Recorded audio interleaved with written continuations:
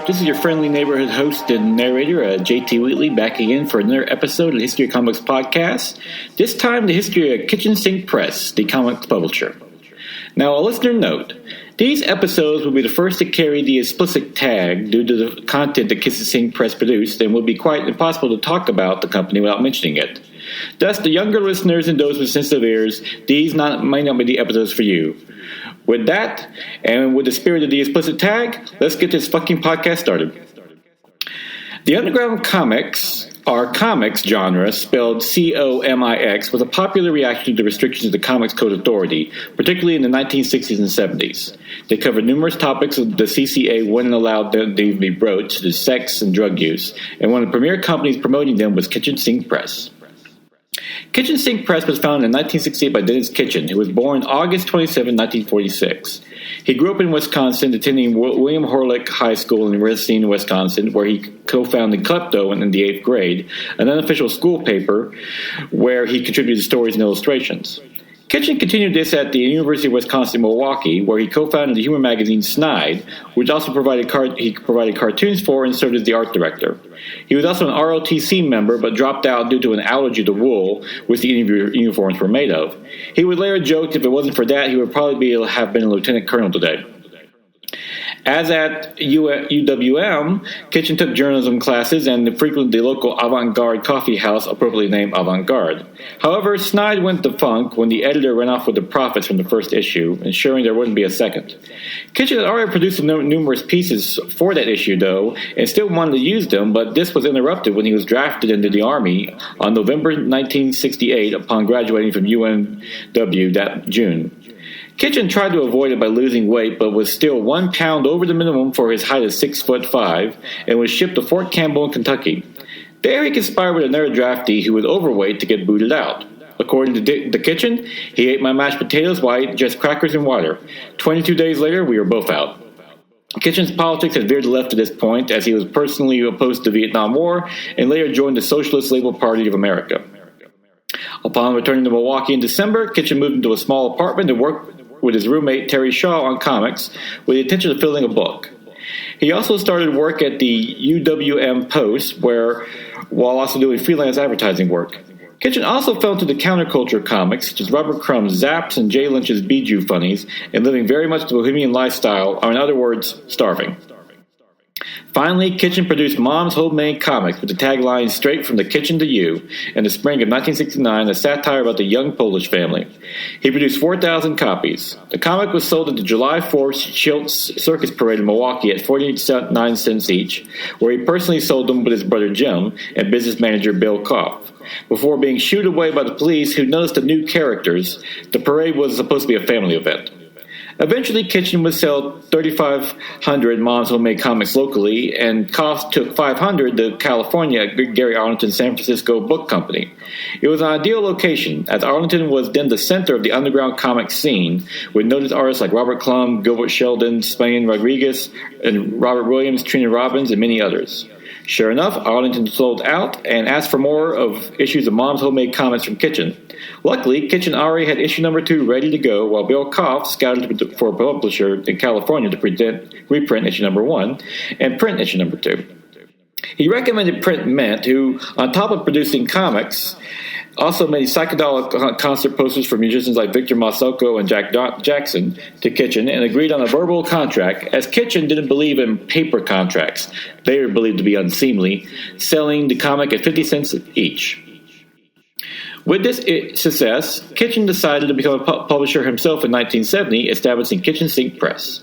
This started when Kitchen received a check from Print Mint, but with no royalty breakdown on the finances. He called the company and asked for information, not accusing them of being a thief, but just wanting to know the breakdown of where all the money came from. When Print Mint decided not to provide it, he decided to self-publish Mom number 3 and Bijou's Funnies number 5, whose producer Jay Lynch was also dissatisfied with Print Mint. Soon he was working with Dan Glassford, Jim Mitchell, Bruce Walfers, and Wendell Pogue. Kitchen was introduced to Glassford, a teaching assistant in psychology at UMW by Gene Gessert, who was a TA in math. Bruce Walfers was an architect whose given name was Bruce Van Alten and wanted the freedom to lampoon his bosses and co-workers. Wendell Pugh was a painter and art instructor at UMW, infamous for slipping dirty words in the Milwaukee Journal in a highly ornate, full-color self-portrait. Reportedly, nobody at the Journal noticed the psychedelic, weirdly shaped nimbus around his head reading "Fuck the Censors" until it was printed, which was then several 100,000 copies. This necessitated an explanation and an apology by the paper, but Pugh became a star in the underground comic scene. He would later publish Googie Warmer, which he dubbed an anti-comic comic book to print mint. Bill Koff would discover two more talents in Poplaski and Dale Kuipers while he was traveling through Green Bay repping textbooks for an education publisher. They were cartoonists working for the UW Green Bay newspaper. Kitchen quickly started a correspondence, and Poplaski and Kuipers pitched all Carp comics after a strip Poplaski did for the paper. It was the beginning of a 25-year relationship, both personal and professional, between Dennis Kitchen and Pete Poplaski. Soon, the company was producing a new anthology book, Teenage Horizons of Sangria and Quagmire by Poplaski and Kuipers, which told the story with big pictures but no words. With Kitchen now needing more money, he formed Kumquat Productions, with Gessert getting an investor with V. Frederick Nast III, the heir of a local cement fortune. The name Kumquat was picked because Kitchen thought it was a vaguely erotic tone, and Kumquat Productions did appear in the first issue of Sangria on the Indicia. However, when Nast and his fiancée saw the book, particularly the story of a hungry Chuck Biscuits about a high school teenagers infected with intestinal worms, they took away their investment.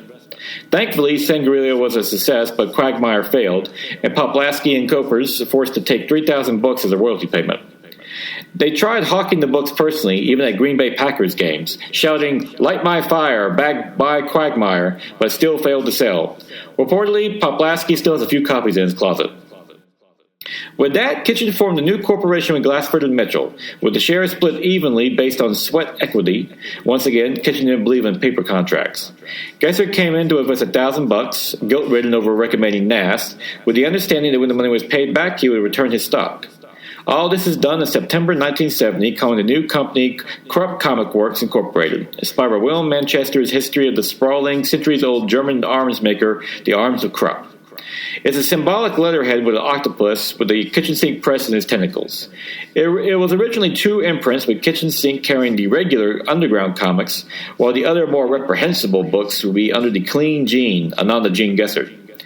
However, the logo for Clean Gene, which was designed by Jim Glassford, was eaten by his dog and in the backseat of his car while in transit to Kitchen's apartment. Thus, all the books were now under the Kitchen Sink imprint. While starting a new company, Dennis Kitchen also partnered with the Bugle American with Dave Schreiner, a weekly alternative newspaper, which started in September 1970. However, at Innisflush's start, as the paper's launch came 2 weeks after the bombing at the Army Math Research Center in Madison, Wisconsin. Thus, many potential readers thought it was a front for the CIA as a means to ferret out the bombers. Kitchen served as the art director, splitting his time from Milwaukee to Madison, and providing the paper with regular strips from the kitchen sink artists to provide steady income. Kitchen also noted the weekly schedule provided some nice discipline in him. However, the twice-weekly commute between Milwaukee and Madison didn't take its toll on Kitchen, particularly his cars. On one trip, his 61 Chevy started spurting, and he pulled over on the side of the road to examine it. Kitchen opened the hood just in time to have the dying engine give its last gaffe, launching the oil dipstick past his head and across 2 lanes of the highway. Sure enough, the car was abandoned on the side of the road.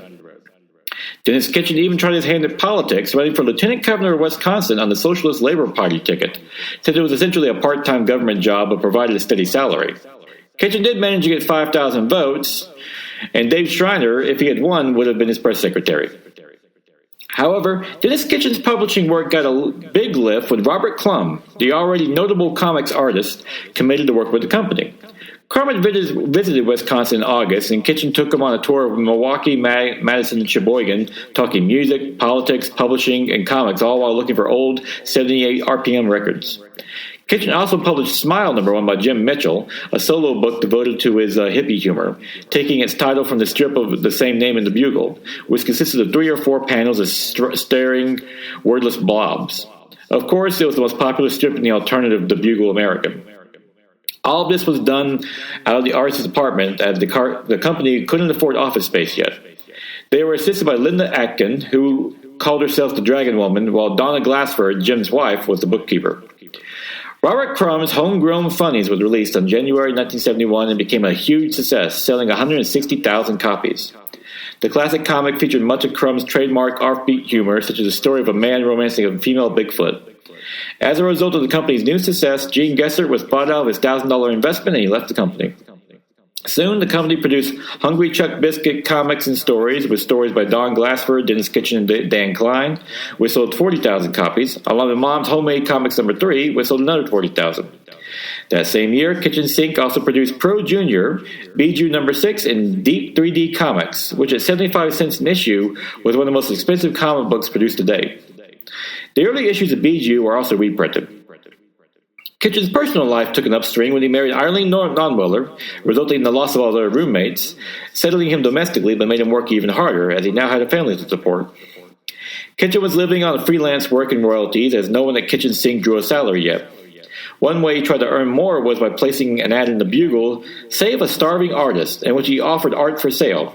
He actually got a response from Phil Schuling, a high school teacher who was also one of the first comic book convention organizers and also the inventor of the direct market for comics. Schuling's idea was that he would deal directly with the publishers and take specific orders for returns and distribute on a non-return basis.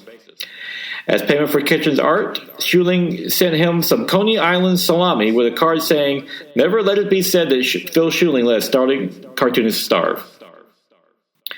Kitchen continued to expand his network of artists when he met the legendary Harvey Kurtzman of EC and Mad Magazine fame at the UWM event with the Free University program, which Kitchen promoted heavily, resulting in a standing room only crowd, as opposed to a similar event in Chicago that drew a much smaller crowd. Kitchen managed to get even TV and radio coverage for the event, which Kurtzman noticed. In a further attempt to generate money for the company, Kitchen Sink formed the Krupp Syndicate, which sold comic strips to underground papers but had trouble collecting the money. Eventually, it would go defunct after 2 years. The company did produce Dirtball Funnies by Tyler Lancey, who was introduced by Kitchen Sink by Jim Mitchell. However, the most fortuitous thing that came from this was when Lancey asked Kitchen how the company was doing, and Kitchen told him the truth. Lancey, a recent Notre Dame graduate, offered to look at the books and do an analysis. A week later, he reorganized the company with lower royalties at 10% from the original 16%, which surprised Kitchen when most of the artists agreed to the cut. Reportedly, Robert Crumb didn't even notice it, since his wife cashed most of the checks anyway. Lancey also set up a new bookkeeping system and recommended an aggressive sales push. With this, he was on as the business manager, with Krupp's partners readily agreeing to pay him $75 a week, becoming the company's first salaried employee. Another artist, Peter Loft, was also added when they noticed his art at the Milwaukee exhibit. Loft promptly dropped out of high school to join Kitchen Sink. Meanwhile, Dennis Kitchen and his wife Arlene became parents when their daughter Sheena was born premature. The situation worried Kitchen because he feared he would have to leave the company for a regular job to support his family, but Lancey informed him that the finance was secure enough now to provide Kitchen with a steady salary. They were also able to rent their first office above the Polyprim dry cleaning. That year, XYZ, The Last Word in Comics, by Robert Crumb, was published with 50,000 copies sold. Another comic, Bizarre Sex, also sold out, with a classic Dennis Kitchen cover of a giant penis that attacks invading New York. They also produced Fever Dreams by Richard Corridon and Snarf, a new anthology series. Another anthology series was also launched, Death Rattle, which was meant to be Krupp's first horror comic. And aside of how retro the company was, it produced a 78 RPM record, Kitchen and Krupp, which was the first of its kind in 20 years. It featured Robert Crumb and his cheap-sued serenaders, and it had songs like River Blues, a suicide ode, and the Wisconsin Wiggles, a remake of the Washboard Wiggles. It took 6 months to produce due to the obsolete technology, and most new stereos couldn't play it. However, it went through 2 pressings for 5,000 copies in sales and resulted in national news. Today, it's considered a collector's item. To expand the company, Kitchen bought out the boutique head shop Strictly Upper Crust after a Robert Crumb tagline for the Your Hot Tone comics, which sold the largest selection of underground comics in the Midwest, along with, of course, drug paraphernalia, including, of course, jewelry and other items. It was managed by Terry Lancey, Tyler Lancey's wife. Back at the studio, Kitchen Sink formed the Cartoon Factory, supplying color art and line drawings for Schlitz Beer, Chicago's Sun-Times, Alias Chalmers, and Hale garbage trucks. Soon, Krupp was distribution was shipping nationwide. However, Don Glassford left the company to start a marijuana jewelry store, but was nearly arrested over it. Apparently, Glassford's novel idea was to embed marijuana leaves into molten plexiglass to make earrings, necklaces, and pendants, believing that since you couldn't smoke the marijuana, it couldn't be illegal. The local DA disagreed, and the venture didn't sell well to begin with, resulting in it going under. Jim Mitchell offered up his own boutique and commercial art studio as well, and started to interfere with his work at Kitchen Sink. Kitchen and Lancey confronted Mitchell over this, particularly some overdue books he was supposed to edit. When Mitchell failed to deliver, his sweat equity stock was reverted back to the company due to lack of work, which resulted in a bitter resentment from Mitchell, especially towards Lancey, who Mitchell had brought on to Kitchen Sink to begin with. However, all of this was moot when Mitchell ran into his own legal problems when he was accused of smuggling drugs from South America through Mexico, resulting in him being arrested in Mexico City and even serving time in a Mexican jail for several years. Despite all this turmoil, things were still looking up for Kitchen Sink Press. Phil Schuling, the convention organizer who bought some of the art from Dennis Kitchen with some Coney Island salami, reached out to Kitchen to attend one of his conventions in New York. That same convention, the legendary comic book artist Will Eisner was also attending. To Kitchen's surprise, comic book historian Maurice Horn told Eisner wanted to meet Kitchen, as he was becoming interested in producing regular comics again. He had been making a living on unstructured manuals for the Army for the last 20 years. Eisner liked the potential of underground comics and was thinking about reprinting his classic The Spirit strip. Kitchen was interested in meeting Eisner in the hopes of doing just that. However, at the same convention, Eisner picked up one of Kitchen's riskier copies by S. Clay Wilson about Captain Pisgums and the Ruby the Dyke, in which a pirate chops off another penis and eats it, and blanched at the idea. Thankfully, Kitchen persisted, and when he returned to Milwaukee, he sent Kitchen a letter, along with a wider variety of what Kitchen Sink published. This convinced Eisner to work with them, and soon he did the cover for Snarf #3, resulting in Eisner's return to the comic books for the first time in 20 years. It depicted the Kitchen, the Spirit, busted in on the Krupp gang working in the studio, with Commissioner Dolan asking if they should be arrested, and the Spirit replied, "For what?" It was not only a statement that Eisner had come to Kitchen Sink and Underground Comics, but also his personal beliefs in free speech. As while he didn't agree with everything they published, Eisner believed they had every right to do so. Kitchen Sink also produced 2 Spirit reprint books with the new material by Eisner. Dennis Kitchen wasn't just educated on comic books by Eisner, though, but also business, as Eisner insisted on a written contract, but Dennis Kitchen, being the classic bohemian, didn't believe in him. Eisner then gave him a quick lecture on the importance of written contracts. If anything ever happened to Eisner, then how would his wife or anyone else know what he and Kitchen had agreed upon? Kitchen was naturally taken aback, as he was just schooled by a true master in the industry. Eisner notably owned his work, and as a result, lived comfortably on it for his entire life. Sadly, Kitchen and Eisner's partnership would be briefly interrupted when Jim Warren of Warren Publishing approached Eisner about taking over the Spirit reprints, offering a much better deal than the Kitchen Sink. Kitchen was disappointed but understood, and the two maintained a personal relationship that, thankfully, when Warren Publishing ended up ending the Spirit reprints years later, Kitchen Sink was there to pick them right back up. It was during this time that Dave Schreiner would be assigned as Will Eisner's editor, and he would edit almost all Eisner's work till the end, with the exception of The Contract of God and Eisner's last work, The Plot. However, there would be some rough periods for Kitchen Sink till then. Harvey Kurtzman also produced the cover for BG No. 8 in 1973, and that same year, Bizarre Sex No. 3 was also produced.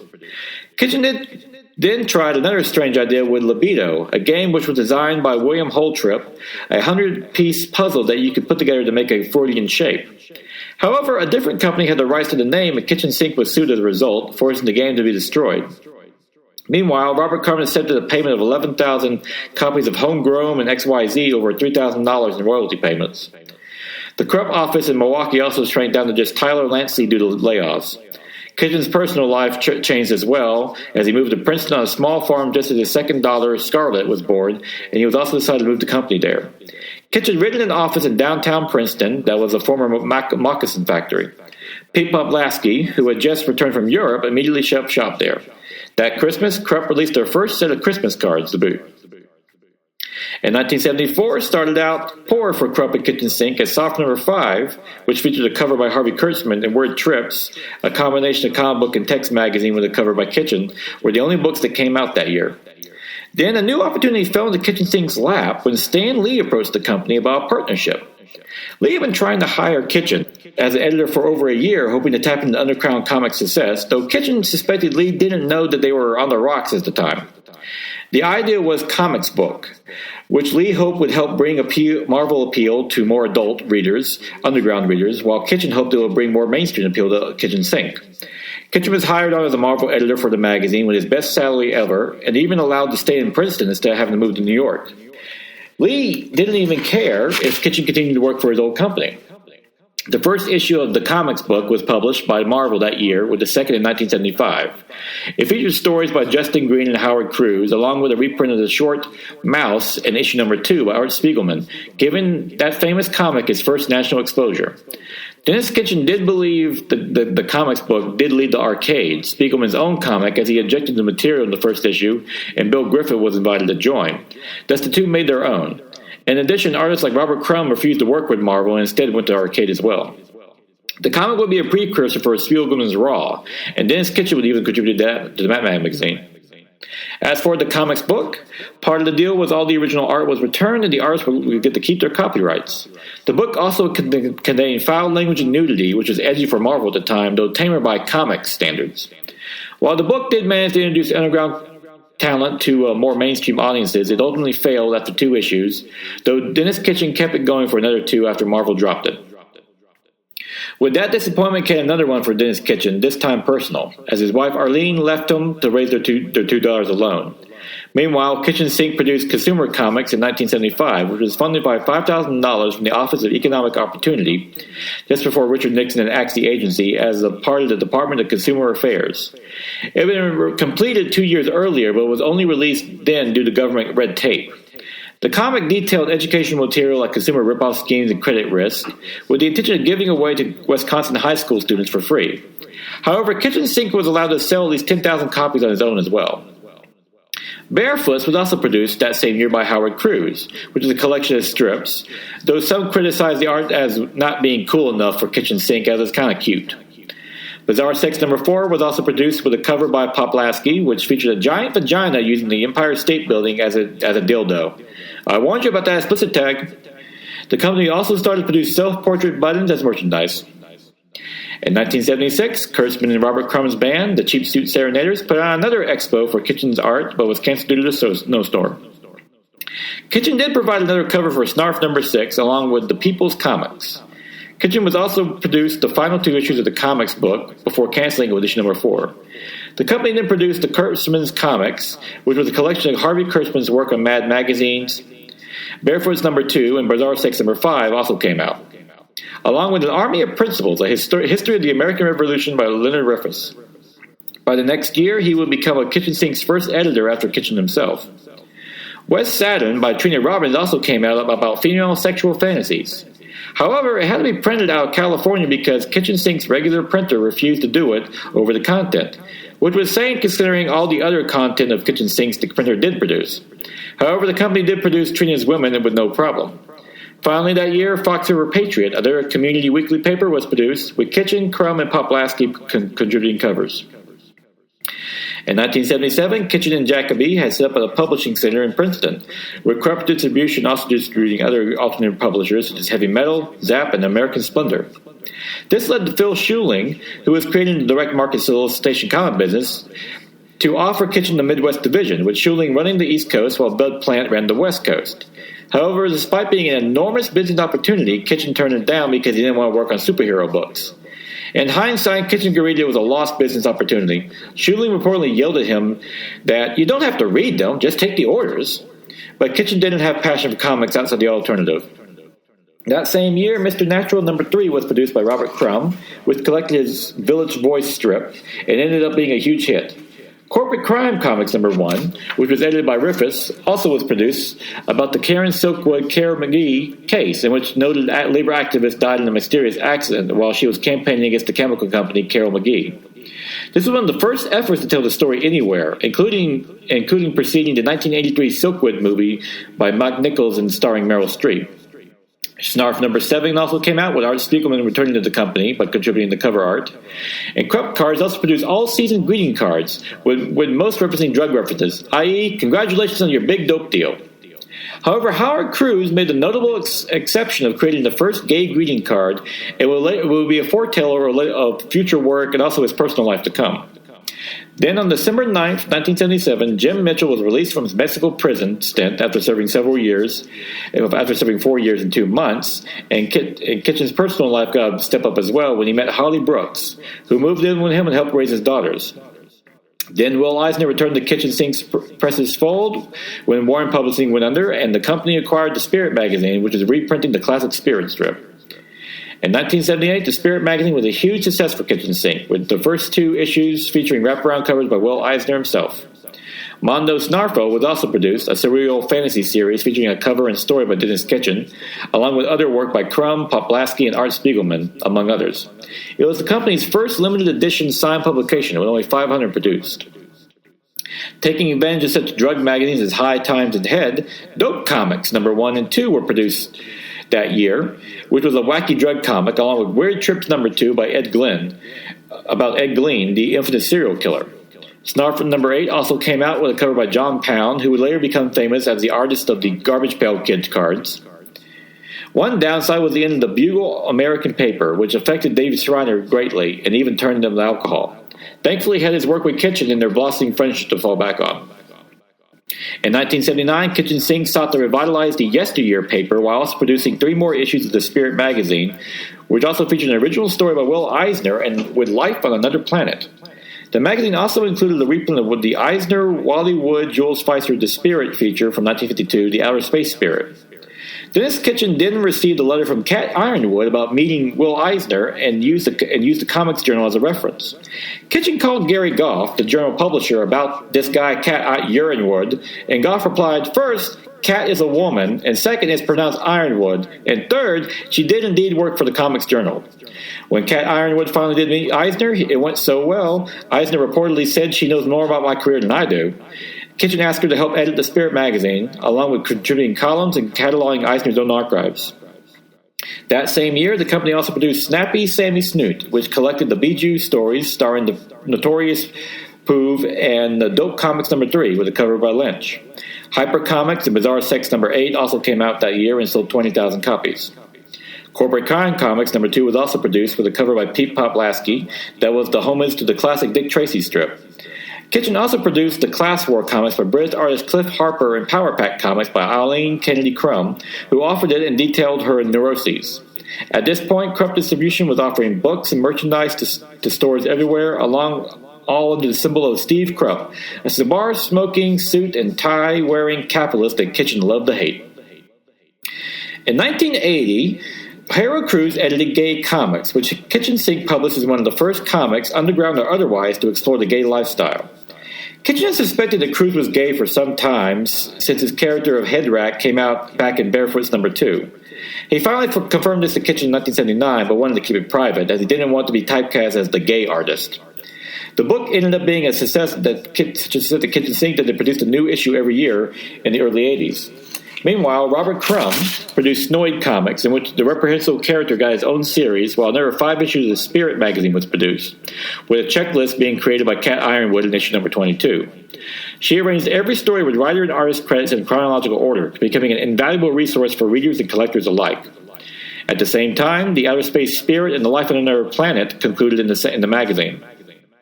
Bizarre Sex number 8 was also produced that year, along with Phoebe and the Pigeon People number 2, 50s Funnies, and Crystal Knight.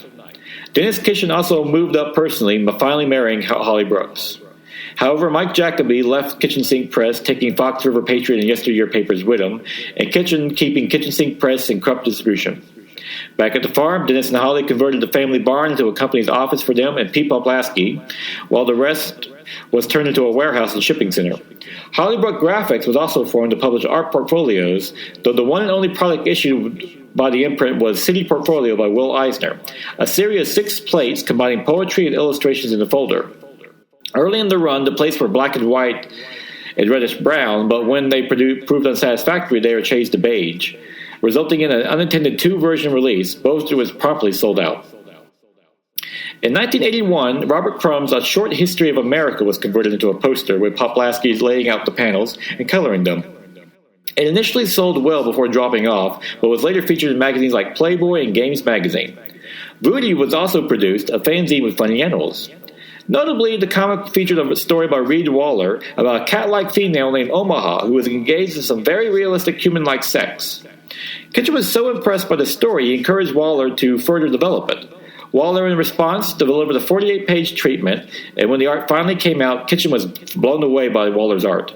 The story would first appear in the 9th issue of Bizarre Sex, featuring Omaha the Cat Dancer, and became an immediate hit, with the issue selling out its initial 60,000 copies. And with that, we will conclude for now, and next week we will further Kitchen Sink Press's trip into the 1980s as they continue to expand to further comics and altering the line, but also delve into reprints and the classics.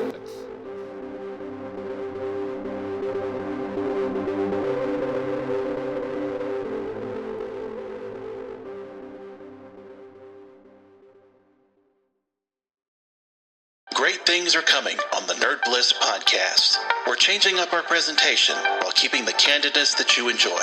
We'll cover all your favorite shows and movies, with maybe a few surprises along the way. And you, yes you, will have opportunities to be on our show on a regular basis. That's right, we've got the Zoom Pro account, and we're going to use it. So be ready. Find us at nerdblisspodcast.com and esonetwork.com, and on all the socials at NerdBlissPod. Nerd Bliss. Listen up.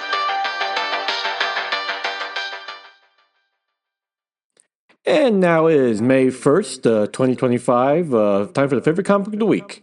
Ultimate Spider-Man, number 16 by Jonathan Hickman and Marco Giacchetto, which is an interesting flashback issue that finds the origin of Mysterio revealed and who it is. And while many may have guessed that the identity, there's a lot of big twists and turns in this issue.